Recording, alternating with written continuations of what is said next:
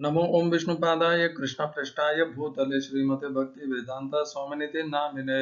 हरे कृष्ण कृष्ण कृष्ण हरे हरे, हरे राम राम राम हरे हरे। श्रील ऐसी भक्ति वेदांत स्वामी प्रभुपाद की जय। आचार्य महात्मा गांधी जी की जय।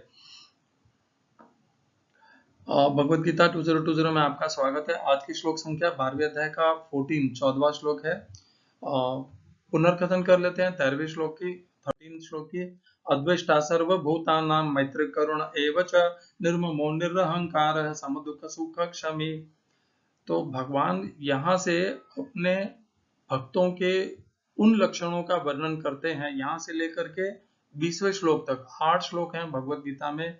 ये अद्वितीय श्लोक हैं जिनमें भगवान यह बताते हैं कि एक साधारण भक्त से ऊपर उठ करके हम भगवान के प्रिय भक्त कैसे बन सकते हैं। देखिए, साधारण भक्त तो कोई भी बन सकता है। आप मंदिर जाने लग जाइए, तिलक माला धारण कर लीजिए।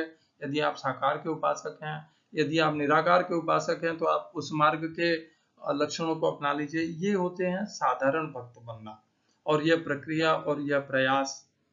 अब यदि हमें भगवान के विशेष और प्रिय भक्त बनना है, तो ये गुण हमारे मन और बुद्धि में होने चाहिए, हमारे व्यक्तित्व में, हमारे व्यवहार में होने चाहिए। तभी जाकर के हम भगवान के प्रिय भक्त बनेंगे। ऐसे भक्त बनेंगे जिन्हें अपना भक्त कहने में भगवान को गर्व होगा कि हाँ, ये मेरा प्रिय भक्त है।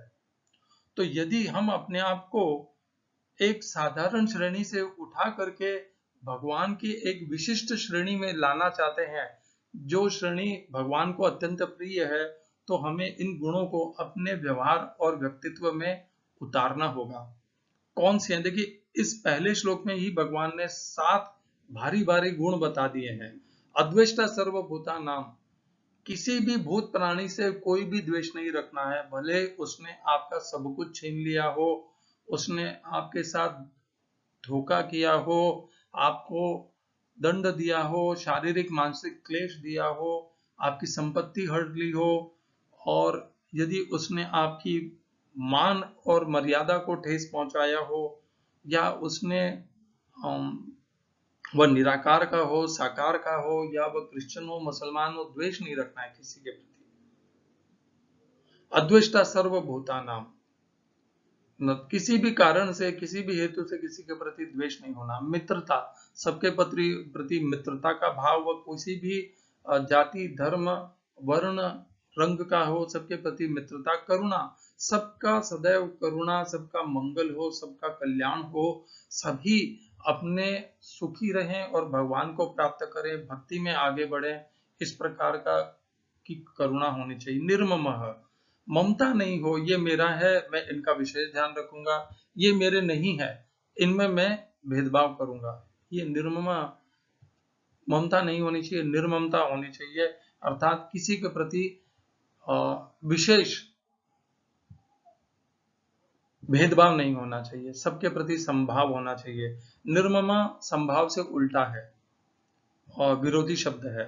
निरहंकार, अहंकार नहीं कि मैं विशेष हूँ, मैंने ये किया है, मैं सदैव ये करता हूँ, इतना दान देता हूँ, इतना तप करता हूँ, इतना यज्ञ करता हूँ, इतनी माला करता हूँ, ये अहंकार न हो। सम दुख, दुख और सुख तो जीवन में आते हैं जाते हैं, इनमें समता बनाए रखे, सम रहे। और क्षमावान, जो हमें क्लेश संताप देने वाले हैं, उनके प्रति भी क्षमा का भाव रखना। वे अपने हो या पराये हो, उनके प्रति क्षमा का भाव रखना। ये 7 गुण भगवान ने इस पहले श्लोक में बताए हैं, जो सामान्य भक्तों को उनके विशेष भक्तों में ला करके उस पंक्ति में, उस श्रेणी में खड़ा कर सकते हैं। इस प्रकार हमें इन 7 श्लोकों को, 7 लक्षणों को, 7 आभूषणों को अपने व्यक्तित्व में सजाना है, अपने व्यक्तित्व को सुधारना है, संवारना है, इन आभूषणों को धारण करके। और हमने इनके और श्लोकों से संबंध जोड़ करके भी देखा कि भगवान ने ऐसा पहले भी कहा है। हमने इनका संबंध जोड़ा 6ठे अध्याय के 9वें श्लोक से और 5वें अध्याय के 18 या 19वें श्लोक से। आज की श्लोक संख्या 12वें अध्याय का 14वां श्लोक देखिए। इस श्लोक में भगवान ने ये नहीं कहा कि ये ऐसा भक्त मुझे प्रिय है, अब जो 14वां श्लोक है इसमें भगवान ये कहेंगे, देखिए ये यो मद भक्त स मे प्रिय है। तो ये जो यो मद भक्त है ये केवल 12वें अध्याय के 14वें श्लोक में जो लक्षण लिखे हैं उनके लिए नहीं कह रहे हैं भगवान। 12वें अध्याय के 13वें और 14वें दोनों श्लोकों को मिलाकर के जो लक्षण है उन वे समस्त लक्षण भगवान अपने भक्त में देखते हैं, और जिस भक्त में इस प्रकार के लक्षण है वे भगवान को प्रिय हैं। तो आज का श्लोक है 12वें अध्याय का 14वां श्लोक। संतुष्ट सततम योगी यतात्मा दृढ़ निश्चय मय्यर्पित मनो बुद्धि यो मद भक्त समे प्रिय। इस श्लोक का अनुवाद, हिंदी अनुवाद गीता यथारूप श्रील प्रभुपाद के द्वारा, सदैव आत्मतुष्ट रहता है, आत्मसंयमी है तथा जो निश्चय के साथ मुझ में मन तथा बुद्धि को स्थिर करके भक्ति में लगा रहता है, ऐसा भक्त मुझे अत्यंत प्रिय है।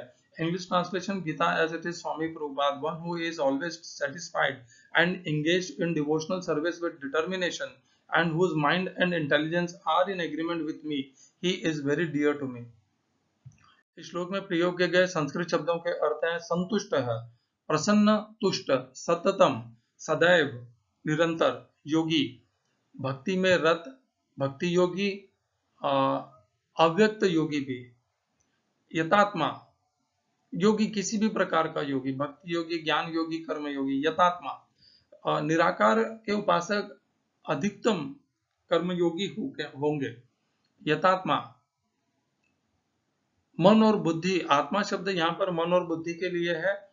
आत्मसंयमी, मन और बुद्धि के ऊपर नियंत्रण रखने वाला, दृढ़ निश्चयी, जिसका निश्चय अत्यंत संकल्प और धैर्य जिसमें दृढ़ता एकदम भरपूर हो। दूसरी पंक्ति, मयि अर्पित मनोबुद्धि, मयि मुझ में अर्पित, समर्पित, पूर्णतया स्थित, उसके मन और बुद्धि विषय, वस्तु, पदार्थ, सामग्री, पुरुष, स्त्री, घर, संपत्ति, व्यापार इनमें नहीं हो, उसकी मन और बुद्धि केवल और केवल भगवान श्री कृष्ण में स्थित हो, वैसा भक्त, यो मत भक्त, ऐसा भक्त भगवान को प्रिय है। मन बुद्धि ही, देखिए पहले श्लोकों में भगवान ने बताया कि कैसे मन और बुद्धि को उनमें स्थिर करना है। तो जब मन और बुद्धि भगवान में स्थिर हो जाते हैं, जिनकी होती है वे भक्त भगवान को प्रिय हैं, और जिनकी नहीं है वे अभी साधारण सामान्य भक्त हैं, जिन्हें अभी अपने मन और बुद्धि को भगवान में स्थित करना है। भक्ति योगी ये ना समझ ले कि मेरा मन और बुद्धि भगवान में स्थित नहीं होंगे तब भी मैं भगवान को प्रिय होऊंगा, ऐसा नहीं है संभव। यहाँ पर भगवान ने स्पष्ट कहा है, मयि अर्पित मनोबुद्धि, जो मन और बुद्धि है वो केवल और केवल भगवान श्री कृष्ण को अर्पित होने चाहिए, वस्तु, पदार्थ, सामग्री, सुख, ऐश्वर्य इनको नहीं। तो इस श्लोक में भगवान ने कितने लक्षण और बताए, नए लक्षण है, 7 पहले हो गए थे 13वें श्लोक में। संतुष्ट है, सततम, सदैव निरंतर संतुष्ट है, एक। दूसरा, यतात्मा, जिसने मन और बुद्धि के ऊपर नियंत्रण कर लिया हो, ये दूसरा है। दृढ़ निश्चय, जिसका निश्चय, संकल्प अत्यंत दृढ़ होता है, 3 हो गए। चौथा, जिसकी मन और बुद्धि केवल और केवल भगवान श्री कृष्ण में ही समर्पित है। तो 4 लक्षण भगवान ने इस श्लोक में बताए, 7 पहले बताए, कुल मिलाकर के 11 लक्षणों को जोड़ करके भगवान ने बताया। ये 11 लक्षण जिस भक्त में है, जो मद भक्त स मे प्रिय, वह भक्त भगवान को प्रिय है। भगवान श्री कृष्ण हमें प्रिय हैं ये एक बात है, और हम भगवान श्री कृष्ण को प्रिय हैं ये दूसरी बात है। ये उनकी श्रेणी है, ये उनके व्यक्तित्व और व्यवहार है जो भगवान को प्रिय हैं। प्रभुपाद का तात्पर्य हम इससे संबंधित पहले ही पढ़ चुके हैं, तो हम सीधे इसके चर्चा पर आ जाते हैं। ओम अज्ञानतिमिरन्धस्य ज्ञानाञ्जनशलाकया चक्षुरुन्मीलितं येन तस्मै श्री गुरुवे नमः। एकं शास्त्रं देवकीपुत्र गीतम्, एको देवो देवकीपुत्र एव, एको मंत्र तस्य नामानि यानि, कर्माप्येकं तस्य देवस्य सेवा। हरे कृष्णा।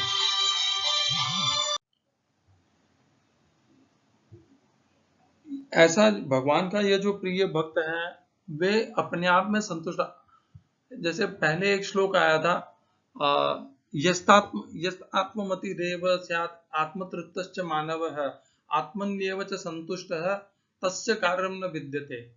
तो ये ऐसे योगियों का है जो आत्मा में ही रमण करते हैं, आत्मा में ही संतुष्ट हैं, उन्हें बाहर से कुछ भी नहीं लेना है। ये उनके लिए ऐसा भगवान के जो प्रिय भक्त हैं उनका स्वभाव ऐसा होता है। यदि हम ऐसे भक्त हैं जिनका व्यापार भी चल रहा है, हम व्यापार के प्रति अत्यंत लालची और व्यापार में ही हमारे मन और बुद्धि लगे हुए हैं, तो हम इस श्रेणी को प्राप्त नहीं कर पाएंगे। यदि हमारा मन और बुद्धि परिवार, पुत्र पुत्री, स्त्री, इन सब में लगा हुआ है, तब भी हम नहीं प्राप्त कर पाएंगे। भगवान को प्राप्त करने के लिए, उनका प्रिय बनने के लिए संतुष्ट सततम योगी, हमें बाहर से नहीं, हम आत्मा में ही संतुष्ट होने चाहिए। यथात्मा, हमें मन और बुद्धि के ऊपर नियंत्रण चाहिएगा। हमारे मन और बुद्धि विषय संसार में भटकेंगे, वह भगवान का प्रिय भक्त नहीं हो सकता।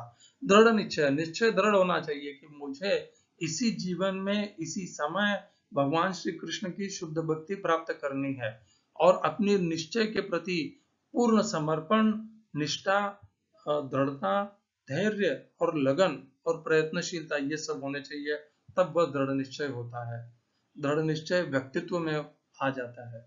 मयि अर्पित मनोबुद्धि है, पहली पंक्ति में था कि मन और बुद्धि के ऊपर नियंत्रण होना चाहिए, और यहाँ पर है नियंत्रण करके उस मन और बुद्धि को केवल और केवल भगवान श्री कृष्ण में केंद्रित भी करना है। केवल नियंत्रण करने से नहीं होगा, उन्हें भगवान श्री कृष्ण में केंद्रित भी करना है। तो कुछ ऐसे योग के साधन भी हैं, योग के संस्थाएं भी हैं, जो केवल इतना ही सिखाती हैं कि केवल मन और बुद्धि पे नियंत्रण होना चाहिए। उतना करना पूर्णता नहीं है। मन और बुद्धि को नियंत्रण करके संसार वस्तु पदार्थ से हटा करके उन्हें भगवान श्री कृष्ण के प्रति मोड़ना भी है, भगवान श्री कृष्ण में उन्हें स्थिर भी करना है, तब जाकर के हम भगवान के प्रिय भक्त बन सकते हैं।